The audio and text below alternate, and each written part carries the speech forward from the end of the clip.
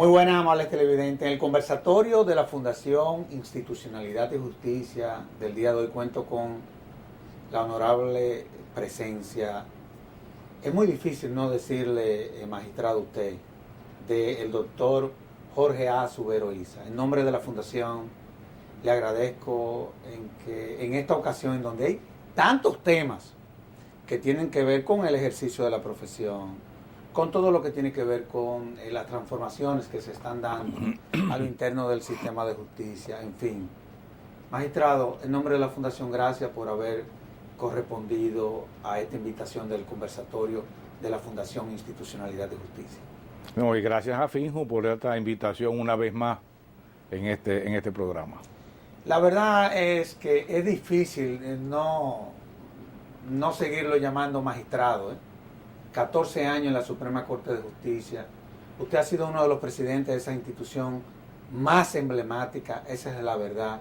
Así lo reconoce todo lo que estamos envueltos en el acervo jurídico, en fin. ¿Cómo usted viene evaluando lo que ha sido todos estos procesos de cambio que se han venido dando a lo interno del sistema de justicia en la República Dominicana? Yo creo que los cambios eran necesarios.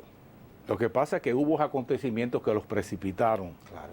Y como todas las cosas que se hacen precipitadamente tienen que detenerse o tienen que terminar comenzando desde el principio. Pero realmente la sociedad dominicana está sufriendo y ha sufrido en los últimos años grandes transformaciones. Incluso durante los 14 años y medio que yo ocupé la presidencia de la Suprema Corte de Justicia, ni el país ni la institución eran los que existían al 3 de agosto del año 1997. Claro.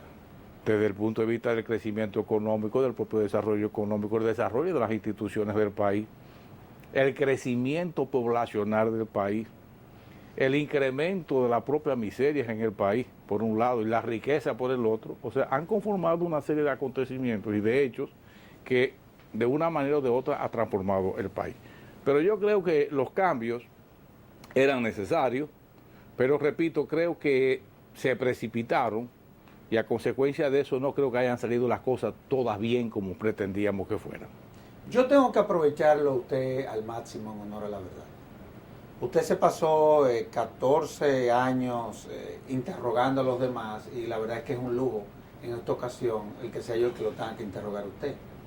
Y quisiera comenzar hablando por uno de los principales actores del sistema, que probablemente sea el que más rezagado esté, y me refiero a los abogados.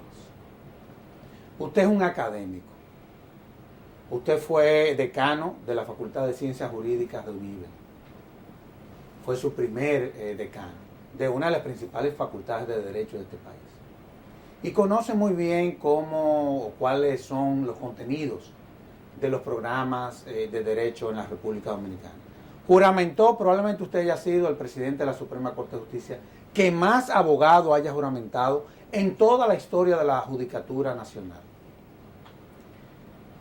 ¿Cuál es su opinión con relación a estos movimientos que comienzan a surgir? Hay un proyecto del actual presidente de la Suprema Corte de Justicia respecto a la regulación del ejercicio de la profesión que se fundamenta en la mala calidad de los abogados. En eso es que se está fundamentando. ¿Cuál es su visión con relación a ese tema? Mire, yo creo que de todos los actores que intervienen en la administración de justicia, de una manera o de otra, los abogados como auxiliares de la justicia, posiblemente son los que menos avances hayan acusado en todo este proceso de evolución. Y creo que se reactivó la actividad profesional de los abogados con la vigencia del Código Procesal Penal. A mi modo de ver, hubo en el país, en la historia reciente del país, dos grandes acontecimientos que motivaron una especie de actualización de parte de los abogados, un gran proceso de capacitación colectivo. El primero fue el proceso que comenzó la Suprema Corte de Justicia en el año 1998 con la evaluación pública por todo el país, buscando jueces cuando aún no existía la ley de carrera judicial. Eso obligó a los abogados de todo el país que pretendían ocupar la posición de juez, que se actualizaran en los estudios del derecho, que volvieran sobre sus inicios a estudiar de nuevo. ¿Cuántas personas participaron? Más de 3.000 abogados participó en todo ese proceso de evaluación que llevó a cabo la Suprema Corte de Justicia. De ahí surgieron la primera gran camada de jueces de la Judicatura Nacional. El segundo proceso, bueno, y se puso de manifiesto por primera vez las falencias, las debilidades de nuestro sistema educativo superior de los abogados. Claro. Porque se dieron casos, por ejemplo, específicamente de la primera evaluación que fue en Montecristi, que fue un desastre desde el punto de vista de los procesos de evaluación. Y el segundo gran proceso de capacitación colectiva que se llevó a cabo fue con la vigencia del Código Procesal Penal. Sin esos dos acontecimientos, la profesión de abogado posiblemente hubiese muerto en la República Dominicana, porque en el 97 estaba de capa caída, o sea, no había mucho entusiasmo. Sin embargo, ese proceso transparente que comenzó la Suprema Corte de Justicia posteriormente con la creación de la Escuela Nacional de la Judicatura creó una luz en los estudiantes de Derecho, con los estudiantes, con los bachilleres, que los motivaron a estudiar Derecho. Si se pone a ver, por ejemplo, la cantidad de abogados que después del año 1997, con la designación de la Suprema Corte de Justicia, o de las personas que comenzaron a estudiar Derecho y de los que se graduaron, nos da la razón de que realmente hubo una luz. Claro. Hubo una luz que iluminó el camino de la profesión de abogado. Hay que agregar a todo esto que los abogados, con la vigencia del Código Procesal Penal, redimensionaron la profesión de abogado. Por ejemplo, aquí la materia penal, los abogados la habían abandonado. O sea, los abogados no ejercían la materia penal. El Código Procesal Penal fue que relanzó los penalistas en el ejercicio de la profesión. O sea que yo creo que esos grandes cambios que se han producido son fruto precisamente de ese gran proceso, esos dos grandes procesos que se produjeron. Ahora, obviamente las sociedades van evolucionando y cuando uno tiene una visión comparada, uno se da cuenta que países del área, por ejemplo, tienen regulada la profesión. Y hay un debate en la actualidad respecto a los niveles de factibilidad que se pudieran desarrollar con una ley que regule la profesión del derecho. Vimos que el presidente de la Suprema Corte de Justicia somete un proyecto que ha sido criticado por todos los sectores de la vida nacional. Eso lo estoy diciendo yo, no usted. ¿Cuál es su visión con relación a una eventual regulación al ejercicio de la profesión? Porque, por ejemplo, lo que hemos estudiado en los Estados Unidos, nos damos cuenta que existe el bar y no es tan complicado tú ser habilitado a ejercer la profesión de derecho. Tú te sometes a unos programas de prueba y arranca a ejercer la profesión. Pero cuando tú te ves lo que se pretende someter como condición para tú poder ejercer la profesión, la verdad es que es una verdadera fuente de confusiones. Desde niveles de pasantía, luego de que te den el título, en fin. ¿Cuál es su visión? Mire, por una razón o por otra, los abogados en ejercicio estudian única y exclusivamente cuando tienen un caso y específicamente lo relativo al caso. O sea, nadie se pone, y si tiene mucho trabajo, peor todavía, nadie se pone a estudiar para tener una cultura jurídica más adelantada que los demás. Por eso es lo importante de las actualizaciones. Cuando yo ocupaba la posición en la Suprema Corte de Justicia y por ende presidente del Consejo Directivo de la Escuela Nacional de la Judicatura, el programa de actualización de jueces era muy importante, porque entendíamos que cada cierto tiempo habían materias, habían leyes, había circunstancias que los jueces tenían que poner en su conocimiento, que debían de saberlo. Yo había avanzado mucho con la presidencia del Tribunal Supremo de Puerto Rico a fin de cómo buscar una fórmula nos habían ofrecido toda la plataforma necesaria de informática y todo para una especie de convalidación aquí. Porque yo creo, lo manifesté muchas veces en muchos discursos, que no era posible que un abogado recién egresado de las aulas universitarias fuera, por ejemplo, a postular por ante la Suprema Corte de Justicia. Claro, como es en Francia, por ejemplo. En Francia, por ejemplo, no hay categorización para el ejercicio. Entonces, yo creía y sigo creyendo que antes de darle el paso al ejercicio de la profesión, necesariamente hay que someter a los abogados a un proceso de pasantía y posiblemente de convalidación, a ver si realmente está apto para el ejercicio de la profesión. No todos los egresados de la escuela tienen el perfil para ser abogados litigantes. Claro. Uno pueden ser asesores, consultores, pero abogados litigantes no. De ahí que yo creo que se necesita una especie de reglamentación. Desconozco totalmente el proyecto que se encuentra, que sometió el presidente de la actual Suprema Corte de Justicia, lo desconozco, por eso no puedo opinar sobre eso. Pero sí creo que es necesario de una manera o de otra cierta regulación, o que lo haga el propio colegio de abogados, o que lo haga cualquier otra institución. Pero lo ideal sería que el propio colegio de abogados sea el que dé el aval necesario para que una persona, para que el colegio determine si esa persona está en capacidad de ejercer la profesión. No, yo pienso, estoy totalmente de acuerdo con usted, porque a fin de cuentas, o una comisión de habilitación. Como existe en Puerto Rico. Claro, en donde pudiese estar, por ejemplo, el Ministerio de Educación Superior, el Colegio de Abogados, por ejemplo, un representante de la Mesa de Decanos, de la Facultad de Ciencias Jurídicas, la Escuela Nacional de la Judicatura, exacto, que sin lugar a duda es una de sus grandes obras, y que se ha constituido en una de las escuelas modelo de Iberoamérica. Eso lo reconoce todo el mundo. Es decir que yo creo que por ahí anda la cosa. Ahora, pero hay un dato importante, perdón. Yo tengo un pariente puertorriqueño que fue brillante durante toda su carrera. Para estudiar Derecho en Puerto Rico es un proceso muy lento y muy costoso. Y se graduó con honores. Sin embargo, cuando llevó el proceso de convalidación para el ejercicio de la profesión, no pudo.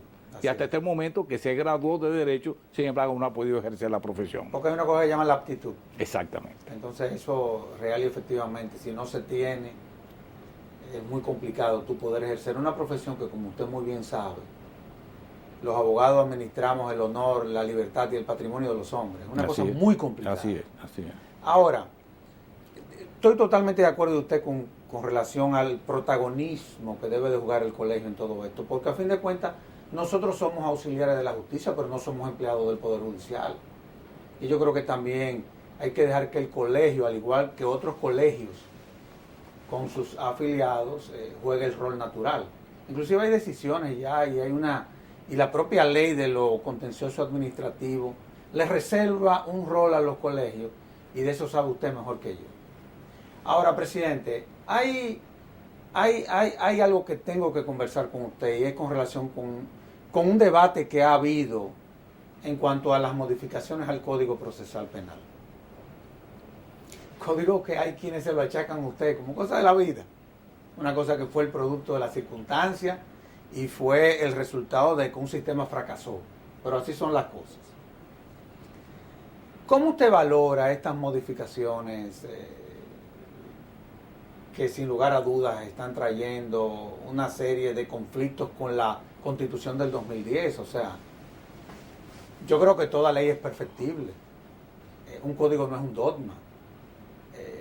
Pero de ahí, sobre la base de lo que se ha construido a través de la opinión pública, modificar una legislación de esa naturaleza, la verdad es que eso le produce un dolor de cabeza a cualquiera, que tenga conciencia de qué es de lo que se trata. ¿Cuál es su opinión? Mire, ya al año de vigencia plena del Código Procesal Penal se estaba hablando de modificarlo. Se hablaba de que era una norma demasiado avanzada para la sociedad dominicana. Yo decía en esa época que el proceso normal de revisar cualquier norma y un código mucho más, como ocurrió en Costa Rica, era 10 años. Que había que esperar cuál era el comportamiento de 10 años. Cuando se revisa cualquier tipo de legislación, se corre el riesgo de que se pierde la jurisprudencia constante que se ha ido creando. Entonces, eso es un riesgo que la República Dominicana nosotros no podemos dar. He visto algunos artículos que se pretenden modificar del Código Procesal Penal. El Código Procesal Penal es una bomba de tiempo, porque hay que tratarlo con mucha delicadeza. La primera reforma que se haga sustancial al código se va a llevar al código de encuentro por una razón elemental, porque como ocurre con los vehículos, siempre para arrancar se necesita romper la inercia, y después que se rompe la inercia los vehículos hasta en cuarta o en quinta corren. Entonces, yo le tengo mucho miedo a este proceso de modificación, independientemente de que hay disposiciones no solamente que son contraproducentes, sino contrarias a la Constitución misma. Claro. Entonces, por ejemplo, esa disposición que se quiere modificar del artículo 85, específicamente el párrafo tercero, yo lo califiqué como uno de los grandes retrocesos en cuanto a la institucionalidad de la República Dominicana. Claro. Primero, se llevaron de encuentro el artículo 25 de la ley 25-91, orgánica de la Suprema Corte de Justicia, que permitía que cualquier ciudadano se querellara y se constituyera en actor civil en contra de cualquier funcionario con privilegio de jurisdicción. Claro. Eso se fue de encuentro. Se fue de encuentro. Y ahora se pretenden llevarse la facultad que en la actualidad tiene cualquier ciudadano de presentar una querella en contra de un funcionario que haya cometido algún acto de corrupción o de violación de los derechos humanos. Pero un momento, perdón, magistrado, un momento en donde a la ciudadanía le están limitando sus derechos, entonces a una clase determinada le están blindando su actuación. Así es. La verdad que es una verdadera locura lo que está pasando. Una verdadera locura, excusa. Sí, yo creo que sí, principalmente que se está eliminando la participación ciudadana en materias delicadas como son derechos humanos y como el combate a la corrupción. Pero yo creo que yo había mantenido siempre, y lo sostengo todavía, el criterio de que la Constitución de la República tiene un catálogo de garantías que está por encima, no solamente en calidad, sino que está por encima en cantidad del contenido del Código Procesal Penal. O sea que poco importa las modificaciones que introduzca, cuando se compare eso, por ejemplo, con el artículo 75, creo que párrafo numeral 12 de la Constitución, que habla del deber, es un deber fundamental de los ciudadanos, denunciar las inconductas de los funcionarios. O sea, eso va a chocar frontalmente con la Constitución de la República. Por eso yo decía en un tuit que no creía que muchas de esas modificaciones pasaran el tamiz de la Constitución. O sea, va a haber necesariamente una modificación, como yo dije los otros días, que va a durar menos que una cucaracha en un gallinero.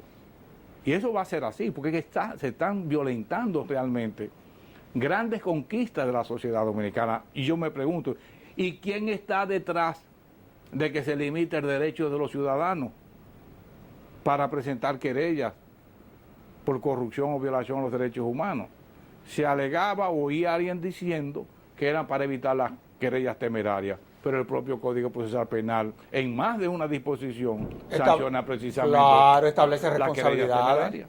A mí me llamó mucho la atención la parte que tiene que ver con las limitaciones que ahora tiene como consecuencia de la modificación al código el juez de la ejecución de la pena.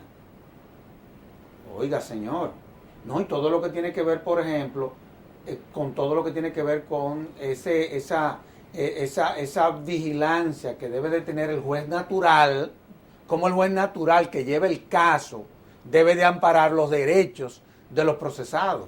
Todo eso se eliminó.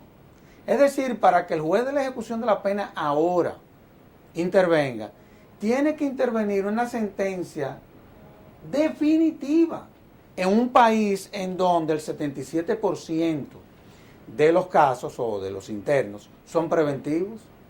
Digo, es una situación complicada esta, ¿eh? Y no solamente eso, sino que es uno de los órganos de control de la pena, como Claro. Juan lo dice, Pero además, ha sido tan efectiva, y tan exitosa la actuación de los jueces de la ejecución de las penas, que yo propuse en una ocasión que en materia civil debería haber un juez de ejecución. Claro. Por ejemplo, para los embargos y ese tipo de cosas. Medidas porque realmente es un desastre. Pero hay una realidad, inclusive eso es una disposición constitucional. Exacto, sí. Porque a la luz de la Constitución del 2010, los obliga, en todas las materias, sí, tiene que haber un juez de la ejecución. Sí. Y vemos cómo esta modificación limita las actuaciones del juez de la ejecución. Además que la propia Constitución dice que corresponde al Poder Judicial organizar su propio sistema de ejecución de las penas. Esas son las cosas que llaman la atención. Y lo de la misma prisión preventiva es un absurdo. Entonces, eso choca también con la Constitución. La Constitución establece, creo que en el artículo 69, que es el último recurso que le corresponde al juez. Entonces, a mi modo de ver, yo creo que muchos de los que en principio se opusieron al Código Procesal Penal era que los obligaban a estudiar de nuevo. No, y lo están defendiendo ahora. Y lo están defendiendo. Y lo están defendiendo ahora, y más aún, por ejemplo, todos estos aumentos de estos plazos. Yo, obviamente, yo respeto porque a fin de cuentas uno tiene que entender a los actores del sistema. Uno quizá desde fuera, desde la fundación, preocupado de cómo el sistema se va conduciendo, quizá uno las cosas la ve diferente a como lo ven los actores ya. Pero a mí me preocupa mucho el aumento de estos plazos. No porque yo lo veo al revés, es que el aumento de estos plazos a los actores del sistema le van a prolongar la agonía a la víctima. No es que la va a beneficiar, es que sus casos, sus procesos van a durar más. Entonces yo siempre vi, y eso lo aprendí yo de usted, que el código lo que establecía, lo que planteaba era un sistema. Que si uno entonces, que reformarlo había que tener mucho cuidado. Y yo veo que es contra eso con lo que se está atentando. Yo no sé si usted lo ve así. Totalmente, porque es que yo dije desde el principio, tanto el Código Procesal Penal como la Ley 16303 sobre la protección de niños son sistemas. Los sistemas, para que funcionen, es como una planta de ciclo combinado. Una planta eléctrica de producción de energía eléctrica de ciclo combinado, tienen que trabajar las dos plantas al mismo tiempo para que funcionen. Entonces, como se trata de un sistema, si un actor de los que componen el sistema no funciona, el sistema no va a funcionar. Entonces, el problema no es el código. El problema son los actores que de una manera o de otra no han desempeñado su rol. Yo planteé siempre que uno de los grandes retos que tenía el código era el Ministerio Público, porque con los jueces no se daba la situación, porque se estuvo trabajando prácticamente 2 años antes de la vigencia del Código Procesal Penal. Tanto es así que cuando el código entró en vigencia, luego de la resolución 1920-2003, ya todos los abogados y los jueces estaban al día. ¿Qué pasó? Que el 16 de agosto del año 2004 amanecimos sin Ministerio Público, porque un solo decreto lo removió a todos. Y entonces hubo que comenzar a capacitar nuevamente al Ministerio Público. Por suerte que se han ido ya capacitando y yo creo que están al propio nivel de los jueces. Bueno, a eso es lo que se aspira.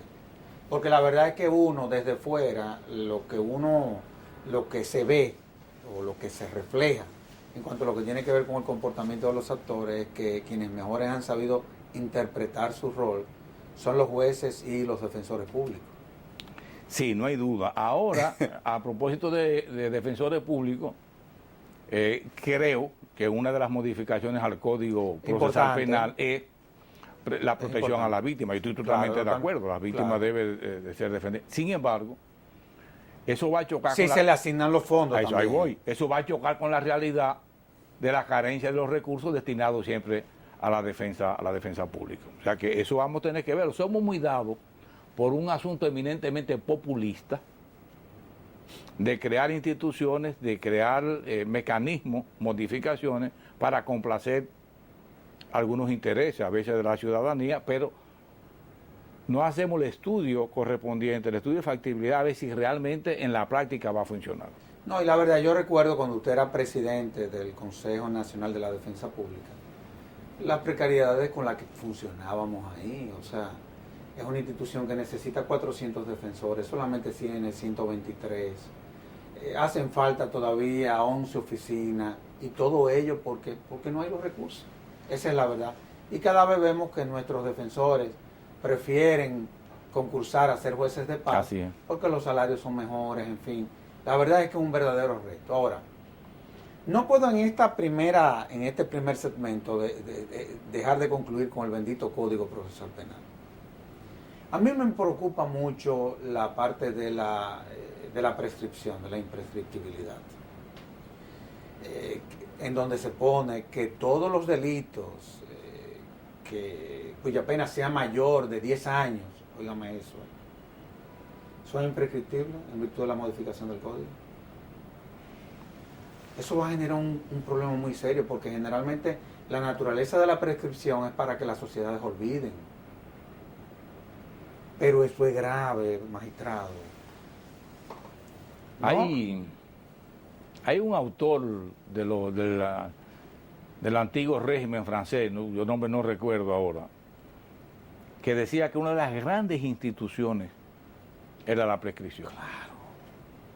Porque era imposible que a través del tiempo se puedan recordar las cosas, que los testigos mueren, desaparecen. O sea, la prescripción, y entre más prolongada sea, es peor, principalmente en materia penal. O sea que esos son puntos que hay que dedicarle tiempo, que hay que dedicarle atención y hay que dedicarles estudio. Que no basta una simple discusión, que 2 o 3 se pongan de acuerdo para modificar esa norma. Eso requiere de muchos estudios. La verdad es que quiera Dios que todo esto nos lleve al centro de la reflexión. Y vamos a ver si ojalá que se pueda salvar algo, ¿no?, en este proceso. Pero la realidad es que una modificación que se pudo haber hecho bien, porque habían aspectos que había que modificar, usted siempre estuvo de acuerdo con eso. Yo recuerdo que usted siempre nos decía, no, es que hay algunos inconvenientes que se nos han presentado los jueces, al mismo Ministerio Público, con la policía, y eso hay que arreglarlo. Oye, pero fueron más allá de la distancia. Pero es que el proyecto que debió de aprobarse, o por lo menos discutirse, fue el que se presentó en la Comisión Nacional de Implementación de la Reforma Procesal Penal, donde todos los actores estaban de acuerdo. Ahí estábamos todos. Y hay que recordar que esa comisión, en principio, la presidía la vicepresidenta de la República, doña Milagro Ortiz Bosch, y después, que fue un actor de primer orden, el doctor Pina Toribio, claro, desde la consultoría jurídica, y aún después cuando pasó a la presidencia, al ministerio, a la Secretaría de la Presidencia de la República, siguió desempeñando su rol como coordinador. Entonces, ¿cuál es la razón por la cual no se tomó en cuenta esa experiencia que fue fruto de muchas discusiones y de consenso entre los diferentes actores del sistema? Esa es una realidad. De todos modos, magistrado, doctor, vamos a hacer una pausa y de inmediato volvemos con nuestro honorable invitado.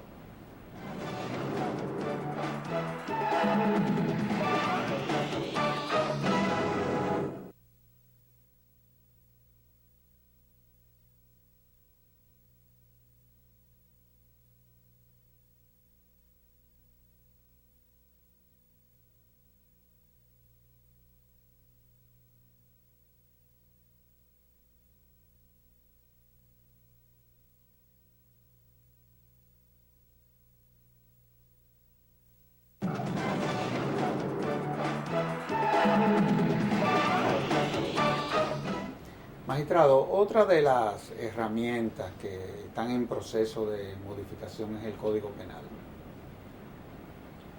Y gracias a Dios, hasta el momento, un grupo de jueces, el magistrado Bonelli, toditos han renunciado de la judicatura, los que están trabajando o cooperando con el Congreso en cuanto a lo que es la modificación de esa legislación. Bueno, ya se ha anunciado que en las próximas semanas se va a aprobar también. Algo que ha llamado mucho la atención es lo que tiene que ver con el aumento de las penas. ¿Cuál es su visión con relación a eso? Porque la verdad es que vemos que nos están a los ciudadanos coartando derechos en la reforma procesal penal. Y por otro lado, así como nos están coartando derechos, también están blindando a otros sectores en el Código Procesal Penal. En el Código Penal comienzan a aumentarnos las penas. Hubo alguien hasta que se le ocurrió que se estableciera hasta la pena de muerte. Y estos sensacionalismos, en fin, ¿cómo usted lo valora y cuál es su visión con relación a la modificación de esa legislación? Inútil. Una cosa increíble. Inútil, porque en ningún país del mundo donde se han aumentado las penas no ha contribuido en lo absoluto a la disminución de la delincuencia ni a la regeneración de la persona que está encarcelado. El aumento de la pena nunca ha resuelto, y que estadísticamente se pueda demostrar que realmente es así, es imposible. Nadie lo ha hecho. Además, yo siempre decía que no conocía en la República Dominicana absolutamente a ninguna persona que tuviese más de 30, que tuviese 30 años preso. La pena máxima nadie la cumplió. Es más, creo que hubo uno que le faltaban 2 meses para cumplirlo, los 30 años, en La Victoria, y dijo, ¿y a qué yo voy a salir a la calle si no tengo a nadie? Si no tengo familia, yo quiero quedarme aquí ya para siempre. O sea que aquí nadie ha cumplido 30 años, entonces ¿para qué se empieza a aumentar? Como un elemento de disuasión a que no se cometan. Absolutamente nadie para cometer un crimen o un delito consulta previamente a un abogado para ver cuál es la pena que le corresponde. O sea, eso es absolutamente insostenible, el pretender que en la medida que se aumenten las sanciones se van a disuadir de la comisión de los delitos. Es un absurdo. No, y además en un país en donde tú pasaste un año preso es como haberte pasado 10 en cualquier otro país, o sea, en donde el sistema penitenciario es complicado y en donde más que ser centros de regeneración son verdaderas fábricas de delincuentes. Esa es la realidad y el propio Estado así lo reconoce. Otro de las herramientas, y ahí sí es verdad que usted, probablemente esa es su materia, es lo que tiene que ver con el Código Civil. A raíz de la primera ola de la reforma judicial en el año 97, lo eligen a usted presidente de la Suprema Corte de Justicia, pero también se crearon comisiones para reformar los códigos. Usted tuvo una labor muy destacada en la Suprema Corte de Justicia, sobre todo en todo lo que tenía que ver con esa visión del civilista. Publicó algunas obras, presentó otras obras, sobre todo en materia de responsabilidad civil, que es probablemente su gran fuerte. ¿Cómo usted valora cómo ha venido evolucionando la materia civil en la República Dominicana y si realmente se impone una modificación al Código Civil? Mire, el proyecto de Código Civil, que ya desde el año 1998-99 estaba prácticamente pulido para ser sometido y discutido. Yo creo que una obra, el trabajo que hicieron la comisión encargada por el presidente Fernández. Hay que recordar que el presidente Leonel Fernández, cuando llega a la presidencia de la República, es un académico. Pero después se convirtió en un político, compadre. En un político no, perdió la inocencia en el poder. Cristo. El presidente Fernández, siendo académico, perdió la inocencia en el poder. De ahí que en ese proceso de inocencia somete todo eso, crea esas comisiones. Eso está bueno. Después eso se olvidó. Solamente recientemente se trata de retomar eso.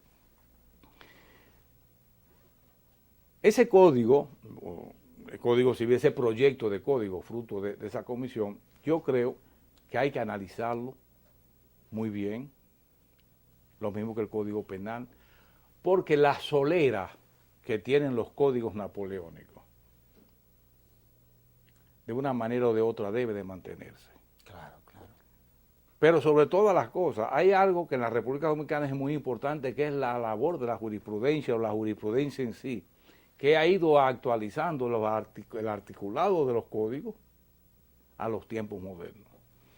Entonces, una modificación de golpe y total a un código, por ejemplo, hace, y vuelvo a lo que decía al principio, que se pierda la jurisprudencia.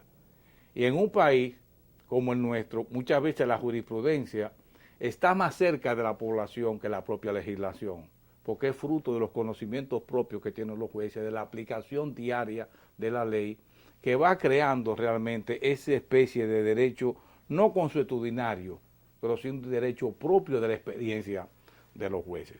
O sea que yo no soy muy dado a las modificaciones.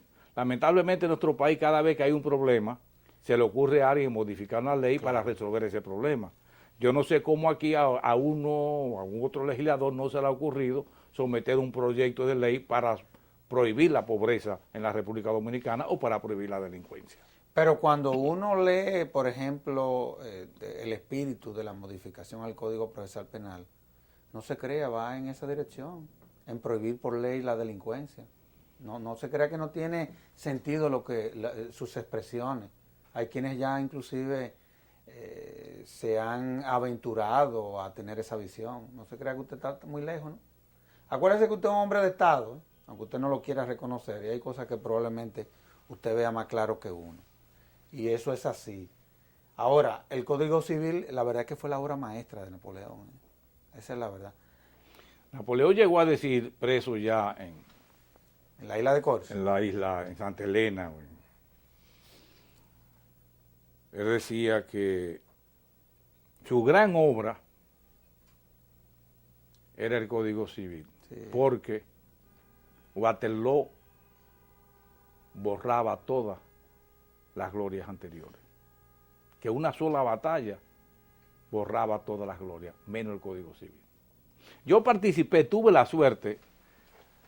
Yo fui el único latinoamericano que, ocupando la posición en la presidencia de la Suprema Corte de Justicia, fui al bicentenario del Código Civil. Qué lujo. En la Corte de Casación francesa en el año 2004. Y posteriormente fui al bicentenario del Código Penal también en la Corte de Casación francesa. Y los franceses todavía mantienen como orgullo. Yo oí al presidente Chirac en esa ocasión decir en el anfiteatro de la Sorbona que tenían años tratando de modificar el Código Civil específicamente en la materia de las obligaciones y no habían podido modificarlo porque era una obra maestra. Perfecta desde el punto de vista. Entonces a 2 o 3 aquí se le ocurre eso es perfecto, modificarlo sin mayores conocimientos de causa. No, y la verdad es que cuando uno aprende, digámoslo así, e entiende todo lo que tiene que ver con la teoría de las obligaciones, ya no hay forma de que se le presente ningún tipo de dificultad para uno entender real y efectivamente la lógica del derecho. Así es. El que maneja eso, lo maneja todo. Así es.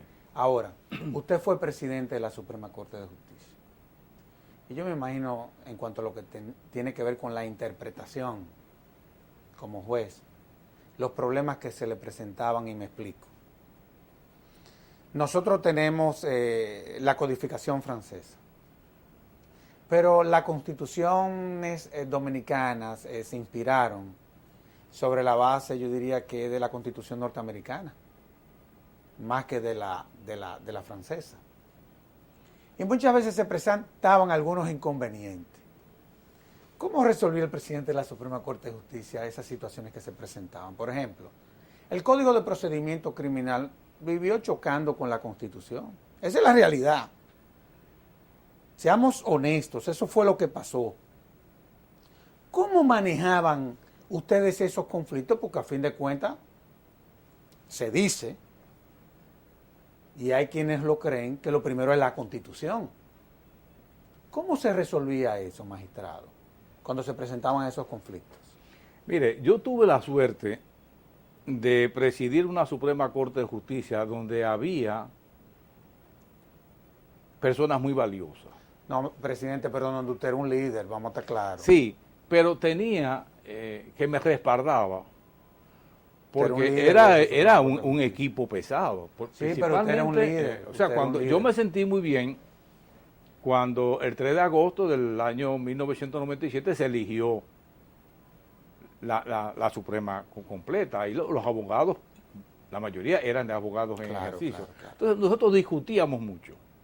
O sea, yo creo que el consenso, tanto es así que solamente los votos disidentes se produjeron ya en la última etapa de la Suprema Corte de Justicia, pero desde el principio yo trataba de que hubiera consenso. Ahora, nosotros sembramos, y creo que de una manera o de otra van a tener que reconocerla a esa Suprema Corte de Justicia, el espíritu de la Constitución. Por primera vez los jueces hablaban, no solamente los jueces de la Suprema, sino los jueces inferiores, hablaban de la supremacía de la Constitución. Sí, así es. Del bloque de constitucionalidad. Del bloque de constitucionalidad. Esa resolución 1920, que no fue producto directo de la Suprema Corte de Justicia, sino que surgió en las bases del Poder Judicial, que si nosotros no las aprobábamos, esas bases nos iban a pasar por encima. Y el Pleno lo entendió. Yo tuve la fortuna realmente de tener un equipo, de tener compañeros de trabajo, compañeros de labores, que estaban comprometidos con una buena y mejor administración de justicia. Y sobre esa base era muy fácil para mí asumir un liderazgo. Para mí era muy fácil porque yo sabía el compromiso que ellos tenían, anteponía eso a cualquier tipo de interés o cualquier otra circunstancia que se produjera. ¿Con cuántos años usted llegó a la Suprema? 50 acababa de cumplir. Parece que los jóvenes se sienten más seguros muchas veces que los adultos con sus experiencias. A mí me ayudó mucho en el manejo administrativo. Pero es así, ¿verdad? Yo creo que... Lo que pasa es que yo siempre seguí siendo académico. O sea, mi pasión fue la docencia. Claro. El área administrativa me ayudó mucho todo el tiempo que yo manejaba con las compañías de seguros, los asuntos de reclamaciones. El propio tiempo que tuvo en la Junta Central Electoral fue una escuela. Cuando yo llegué a la Suprema Corte de Justicia, ya tenía una visión de Estado. Y además nadie me tenía que decir a mí cuáles eran los problemas de la Administración de Justicia, porque yo era un abogado que la toga la había colgado hacia muy poco tiempo. O sea, pero yo creo que la academia por un lado, el ejercicio de la profesión por otro, la práctica por el otro, yo creo que todo eso conjugaron una serie de factores que hizo que la Suprema Corte de Justicia funcionara. Presidente, le voy a hacer una pregunta y se la haría como si se le hiciera a mi papá si estuviera vivo, por el respeto que le tengo y además por cómo usted sale del cargo, que salió bien. Usted venía de la Junta Central Electoral, una función complicada. Por más historia que usted me quiera contar, era una función complicada, porque era una función política. O sea, estar administrando procesos y lidiando con partidos políticos, eso no es fácil. Va a la Suprema Corte de Justicia, que es un poder del Estado y como poder es parte de la política. ¿Cómo usted pudo deslindar, siendo parte de la política del Poder Judicial? ¿Cómo usted logró eso? Porque eso se lo reconocen a usted. O sea, a usted le reconocen que el Poder Judicial, que la justicia se convirtió con usted por primera vez en un poder. No me mire así, que es así, y usted lo sabe. Eso se lo reconocen. ¿Cómo usted logra eso? Con el compromiso, en base al compromiso y al apoyo que yo tenía de mis compañeros en la Suprema Corte de Justicia. ¿Y no sería que el presidente era muy académico cuando lo nombró usted? No, porque el presidente no estuvo de acuerdo nunca con el nombramiento mío como presidente de la Suprema Corte. Es verdad, yo recuerdo que fue nunca tuvo de por acuerdo. Otro sector. Posteriormente cambió, creo que la misma noche cambió. Pero debo manifestar como un reconocimiento al presidente Fernández, como un reconocimiento al presidente Hipólito Mejía, que absolutamente nunca interfirieron en la labor de la Suprema Corte de Justicia, ni mucho menos de su presidente. Respetaron absolutamente aunque cuestionaban las decisiones, porque lo cuestionaron los dos, Pero eso no es malo, eso es pero bueno. eso era bueno, pero nunca trataron de interferir antes en la toma de decisiones. Yo creía, realmente, cuando nosotros asumimos la Suprema Corte de Justicia, era un órgano de jurisdiccional del Estado, no era un poder del Estado. Esa Suprema Corte de Justicia convirtió al Poder Judicial en un verdadero poder. Lo respetaban, claro, y le daban el mismo tratamiento que los otros presidentes, los jefes de poderes del Estado. O sea, nosotros hicimos un verdadero poder de Estado. ¿Cómo se hizo? Les repito, sin el respaldo de un pleno que lo apoyaba en todas sus decisiones, con facultades plenas del aspecto administrativo, eso no se hubiera logrado. Pero independientemente, lo más importante de todo es que, a pesar que todo el mundo sabe en las condiciones que yo llegué y por quién yo llegué a la Suprema Corte de Justicia, absolutamente yo fui una persona completamente independiente. A mí absolutamente nadie me pudo haber tirado de que estaba adoptando una posición partidista. Y ahí es que estaba precisamente el secreto, en creerse realmente que uno era jefe de un poder del Estado. Yo recuerdo que una de las cosas que llamaban la atención era el protocolo de esa Suprema Corte de Justicia. Esa es la verdad, o sea, era una cosa que la gente valoraba. Y no hay duda, y estoy de acuerdo con usted, que uno siempre pensó que la justicia en la República Dominicana era un órgano administrativo como es en Francia, que solamente hay dos poderes, que son el ejecutivo y el legislativo, y vimos cómo la justicia se convirtió en lo que la Constitución dice. Así es. En el tercer poder.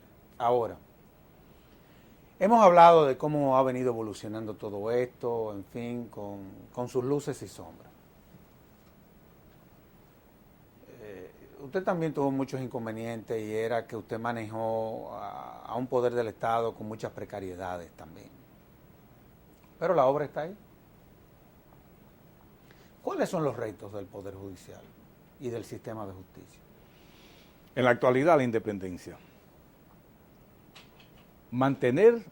Conservar la independencia de los jueces. Yo estoy muy esperanzado, siempre lo he manifestado, a la salida mía abruptamente de la Suprema Corte de Justicia. Yo sentía que las bases para la preservación de la independencia de los jueces estaban creadas. Porque mientras se mantenga la Escuela Nacional de la Judicatura creando jueces, va a haber independencia del Poder Judicial, independientemente de lo que ocurra arriba. Claro, o sea, claro. ya los tiempos han cambiado tanto. Claro, Nosotros claro, quizás claro. pudimos haber introducido grandes cambios en la estructura de la Suprema Corte de Justicia, porque eran otras épocas. Claro, claro. O sea, en la actualidad, cualquier juez egresado de la escuela tiene el carácter necesario, no significa que los otros no lo tenían, para cantar el Panamá a cualquier juez superior y a un juez de la Suprema Corte de Justicia. O sea, los cambios se han producido. Yo creo que el proceso va a continuar fortaleciéndose. La independencia del Poder Judicial yo no creo que corra riesgo en lo absoluto, y creo que tenemos una Suprema Corte de Justicia que está preocupada y que está dando todo lo que esté a su alcance para que se mantenga la buena administración de justicia. Desde luego, ahora hay un Consejo del Poder Judicial que tiene funciones que antes correspondían a la Suprema Corte de Justicia, o sea que el papel de la Suprema Corte de Justicia de una manera o de otra se encuentra limitada en diferentes aspectos. Y eso no ha de una u otra forma debilitado el liderazgo del presidente de la Suprema Corte de Justicia, y me explico. Cuando usted fue presidente de la Suprema Corte de Justicia, usted era, pero en el buen sentido de la palabra, y usted sabe que es en el buen sentido de la palabra que se lo puedo decir, usted era un verdadero faraón. Esa es la realidad. Que supo administrar ese poder, eso nadie lo discute. Yo creo que esa es su gran grandeza. Y ese poder que usted tenía evidentemente le permitió desarrollar un liderazgo fuerte.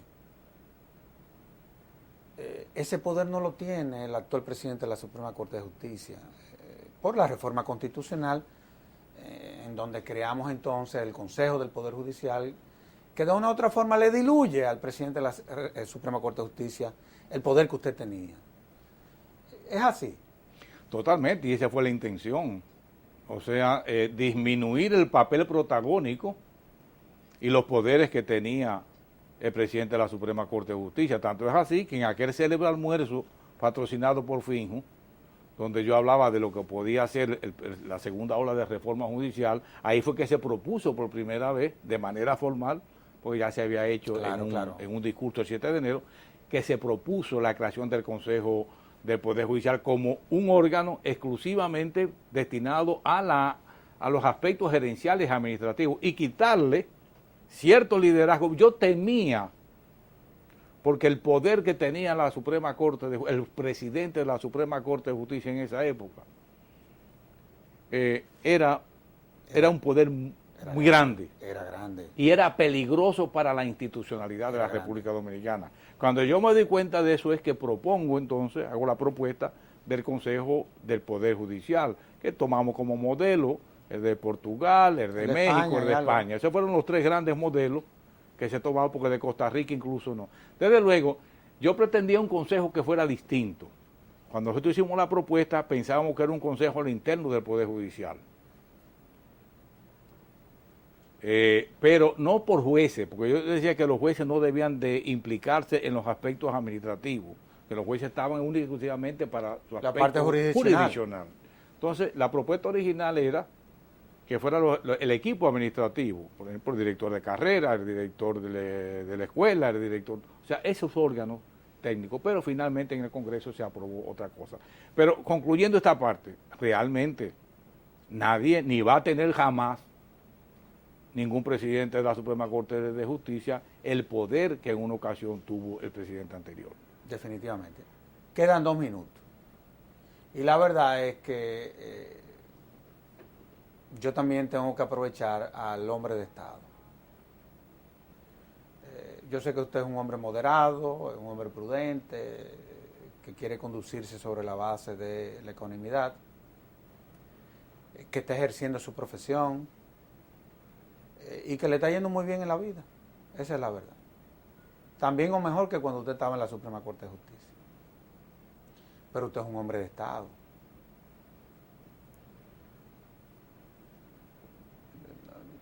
No me venga a decir que usted se va a pasar toda su vida en su oficina de abogado porque eso sería un desperdicio en honor a la verdad. ¿Cuáles son, qué hay en la agenda del doctor Jorge A. Subero Isa? Y se lo digo porque la verdad es que hombres como usted hacen falta. En participación pública y política no. O sea, yo creo que ya mi techo en la administración pública llegó. Ya yo cumplí mi misión, una misión que no estaba buscando, el destino me puso Así es. en su camino, la ejercí, pero ya no pretendo otra cosa que no sea seguir aconsejando, seguir asesorando a la gente, al que requiera mi servicio, pero no pretendo más de eso. Hay muchos candidatos. Bueno, pero la verdad es que ya la democracia no se construye sobre la base del ejercicio de la política, sino que también uno de sus principales componentes es el de la participación de la ciudadanía en los procesos. Y bueno, si su decisión es no participar en política, la verdad es que desde la Fundación quisiéramos verlo desde la ciudadanía participando en los procesos de construcción de la democracia en la República Dominicana. El profesor, doctor, magistrado, hombre bueno, en nombre de la Fundación le agradezco el que me haya permitido hacer este programa tan fecundo, tan necesario, tan oportuno con usted, así que en nombre de mi consejo de directores le agradezco el que me haya correspondido a este conversatorio de la Fundación Institucionalidad de Justicia. No, y gracias a ustedes por estar aquí junto a ustedes una vez más, tratando de aclarar algunas cosas. Así es. Y a ustedes, amables televidentes, les decimos hasta la próxima, en donde estaremos en un nuevo conversatorio de la Fundación Institucionalidad y Justicia. Hasta entonces.